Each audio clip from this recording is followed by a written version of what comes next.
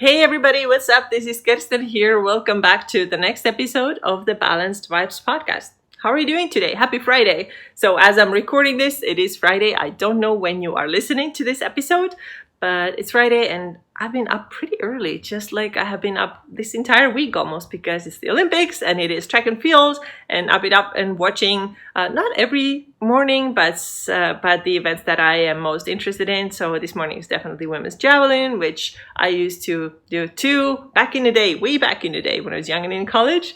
But I'm still interested in that, and of course the relays. It's been a lot of fun to watch the Olympics again. I gotta say, I kind of, in the past couple of years, I haven't watched track and field nearly as much as I did when I was younger, before my 20 years old. I used to watch all the time, and it was Sydney in 2000, and maybe some of you were not even born then, but in 2000 Sydney, I was up all night long watching everything, didn't even go to school during the day because I had to sleep, because I had been up all day long, all night long, and Estonia had a couple of really amazing athletes there, so I was watching. I was a hardcore fan, but in the past couple of years, there's been a little bit less of that, and now this year I decided, I really want to get back to it. I remember how much I used to enjoy watching track and field. I just love it so much. Like when it comes to any physical activity and sports and stuff, this has always been my first love, and then it was basketball. But this has always been amazing to me, and I'm so glad that I got back to this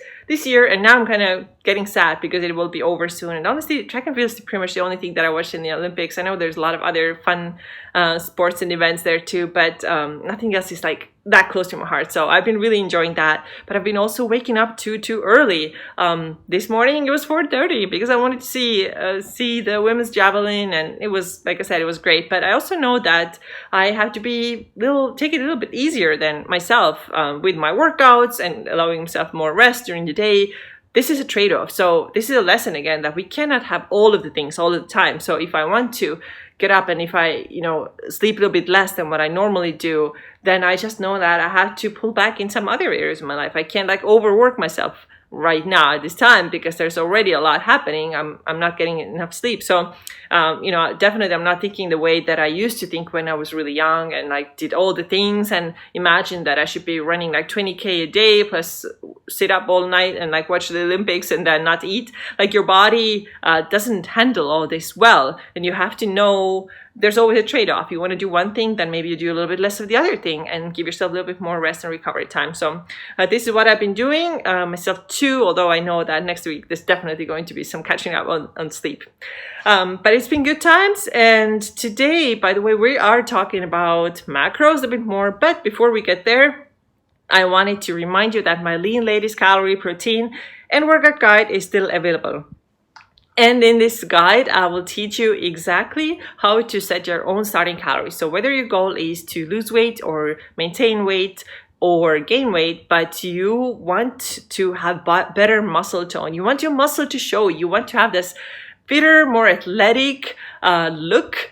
You look like you lift, because I think you do, and you want that to show. Or if you don't lift yet, don't worry. There's workouts in that plan too that you can start using, and you will start seeing results. So this guide is not just something random. Or try this out and giving you just some kind of vague ideas. No, it's very specific. I'm going to teach you exactly how to set your starting calories. I'm going to show you exactly how to set your starting protein, and I'm going to give you some workout templates that you can use. And these workouts are designed so that they help you to build muscle and get stronger and get leaner and get fitter. So honestly, all of the things that I wanted couple of years ago when I had gained some weight, and I wasn't overweight, but I definitely had, I wasn't overweight, but I definitely had some body fat that I didn't want to have on my body, and I missed my old athletic and fit look back, and I started doing macros. I started working out very similarly to what I show you in this guide, and this is how I got my results. So go ahead and grab this guide. It's not going to be available forever. It's going to be available for a limited amount of time. So go ahead and grab it now. Put everything that you read into action, and let me know how you are doing. I'm really curious to know. So send me a DM on Instagram or send me an email, whatever it is. I want to hear from you. Okay, but today let's talk about macros and mistakes that a lot of women make when they're setting their own macros. And by the way, I think it's totally fine. You set your own macros. If you know how to do this, it's totally cool. And I just know that I didn't know it when I first got started with macros. I had no idea. And that's why I reached out to my friend and asked her to do it for me. And then later, of course, when I learned and when I became a macro coach and started setting hundreds of other people's macros, and then now I do my own macros too, now I know how to do this, how to adjust this, and how to not make the typical mistakes. But those who maybe don't know as much, I want to share with you what are some of the mistakes that are really, really common, and you should really be careful to not make the same mistakes if you want to have sustainable results, because everybody can get quick results. Everybody can get quick results on some kind of like fat diet or just cutting the calories unreasonably low, but can we maintain that and sustain that? So this is the question. So the first mistake that I see that women make when setting their own macros is that they start from too low calories. Okay, so before you even set your macros, you have to know what your target calories are. How many calories are you going to eat? This is where everything starts from, because all the food you eat has calories and macros. So all the macros make up all the calories that you're eating. So now if you are starting from somewhere really low, so let's say that you used the typical example is like MyFitnessPal example, or a lot of people have used the Noom app. And these apps tell you, if this is your goal, you should be eating 1,000 to 1,200 calories. So if your starting calories are already so low, there's no way that you can get your macros right. We first have to get your starting calories to the right place. And how to do this, I teach you exactly. I literally teach you step by step in the Lean Ladies Blueprint how to set your own starting calories. So a couple of things that you have to know for this. One thing you have to know is your BMR, your basal metabolic rate. And I do have a link in this guide where you can go and calculate that. And then after that, we also have to add the calories that we burn via everyday movement and then exercise and workouts. So now we add together the BMR and the energy that we spent through our exercise. And this is what the number what we get is our total daily energy expenditure. And this is what we need to maintain our weight. So now when we have this number figured out, now we can move on to the next step, which is, okay, if I want to lose weight, I'm going to do a deficit. And then how to do it, I'll teach you there too. If you want to bulk, then you're going to need to add certain percentage so you can bulk. If you want to maintain, you're going to stay exactly where you are right now with these calories that you just calculated. So my main point is that before you even start setting your macros, you have to know your calories. Otherwise, you're just like starting without any foundation. Okay. So the second mistake that I see a lot of people make is using percentages and not gram numbers. So for example, everybody thinks that 40% of carbs is right for everybody. Well, is it really? No, it's not. So using just macro percentages, and by the way, especially if your starting calories are incorrect, it's not going to go well. So let me give you an example. If you now take the advice that eat 1,200 calories, cool. So now if you say that out of that, this percentage is carbs and this is fats and this is protein, you're still gonna end up with really low macros too, because your calories already were too low. The other thing is that people are very different in their needs. So somebody who is a hardcore runner, loves running, runs 7 days a week maybe. And some people do it. And I right now work with somebody who's a trail runner and she's running 50K this weekend. Amazing, right?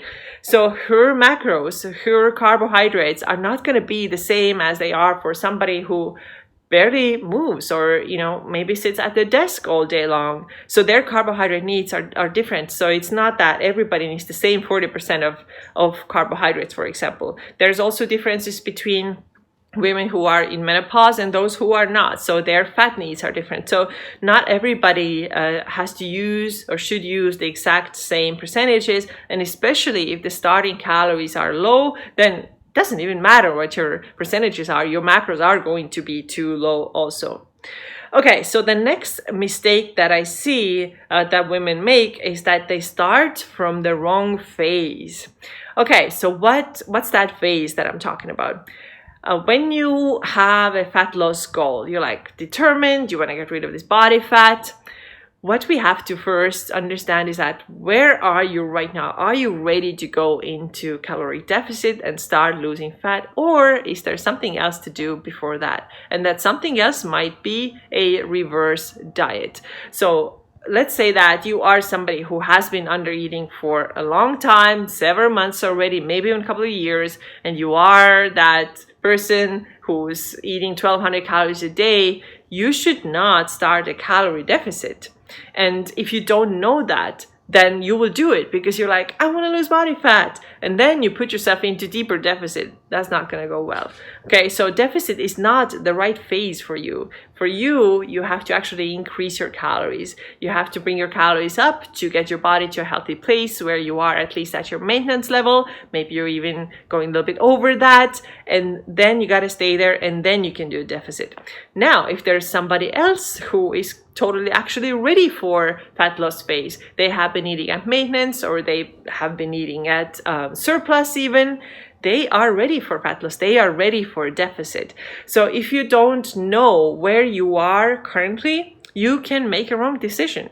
And you can set your macros way too low, for example, if you are not ready for it. And you have to know, like, that's why I always say it's so helpful that you track your food intake very accurately for about 5 to 7 days to see how much you are currently eating.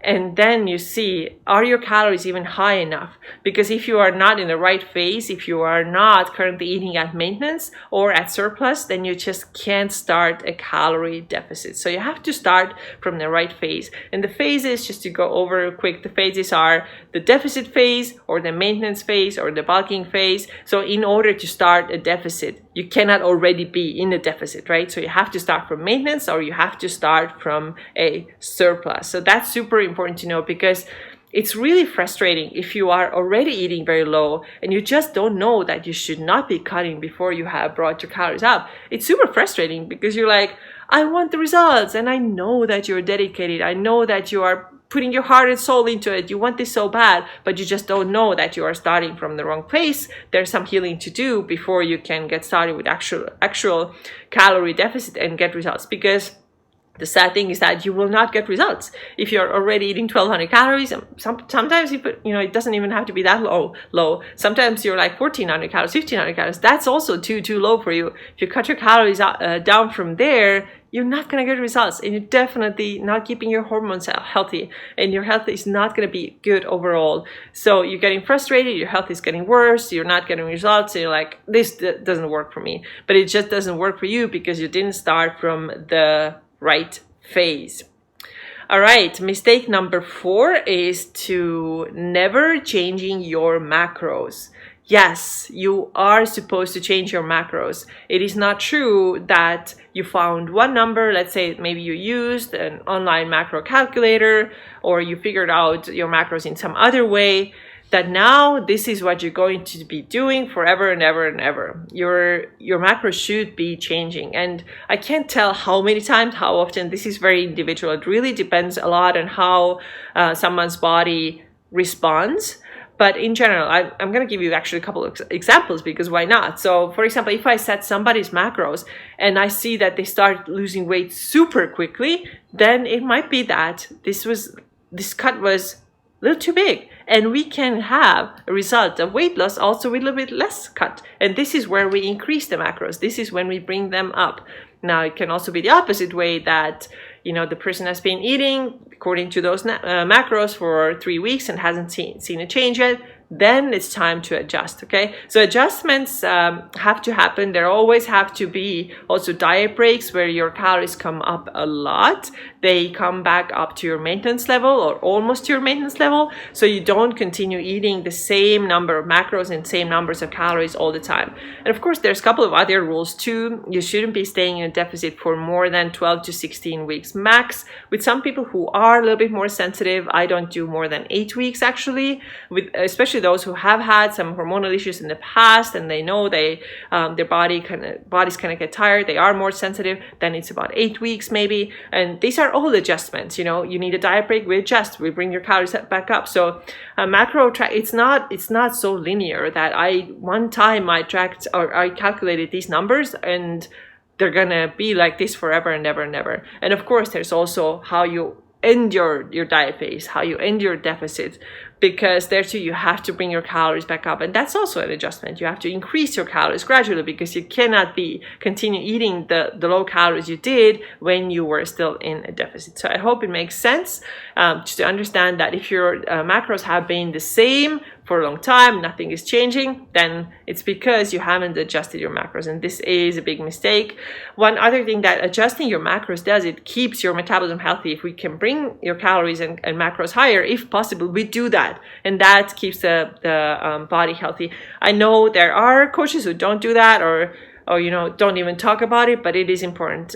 My goal is always to get you to your goal while eating as much as possible, because this is what keeps the body healthy.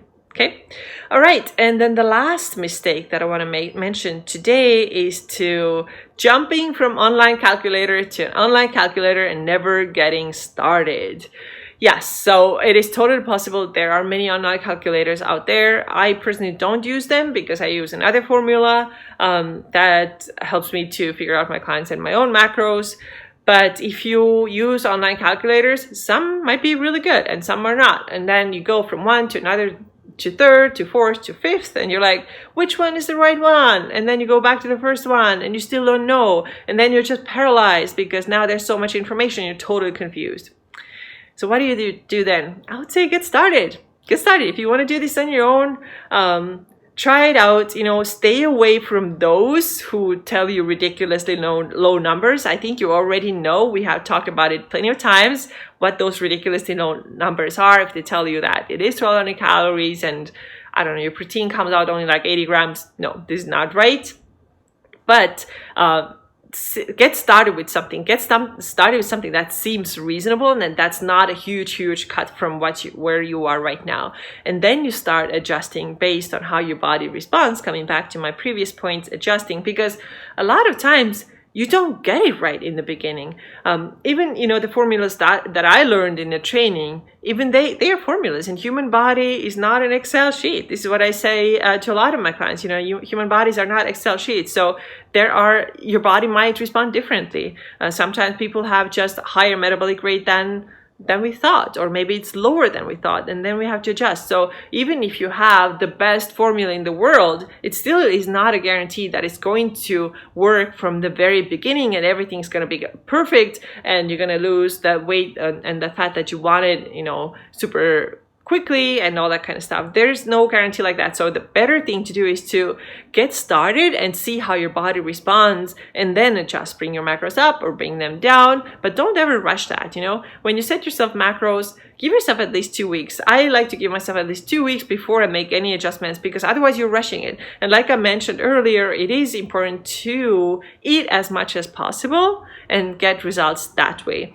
In other words, just cut as much as needed, but as little as possible. This is kind of like my goal, because I want my clients and myself to stay healthy. All right, this is all I got for you today. I hope this was helpful.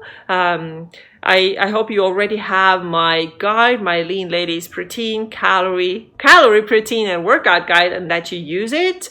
If you haven't gotten it yet, make sure to download it, because it will not be available forever. And this is all I got for you today. Have a really great weekend, and I will see you again very soon. Bye-bye.